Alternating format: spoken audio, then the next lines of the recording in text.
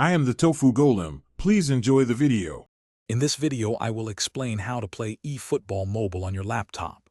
First, you will need an Android emulator.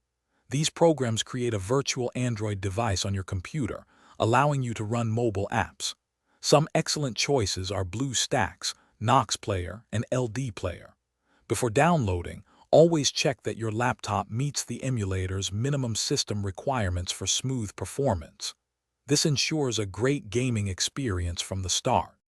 Once you have selected an emulator, the next step is to download and install it from its official website. Follow the on-screen instructions carefully. After installation, launch the emulator and sign in with your Google account. This step is crucial as it grants you access to the Google Play Store. From there, simply search for eFootball and proceed to install the mobile game just as you would on a smartphone or tablet. It's quite straightforward.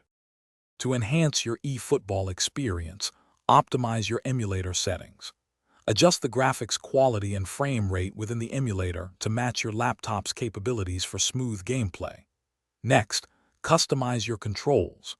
Most emulators allow you to map keyboard keys and mouse actions to the game's touch controls. For an even more immersive feel, consider connecting a gamepad. Many emulators offer excellent support for various controllers, providing a console-like experience. For the best possible eFootball experience, remember a few key tips.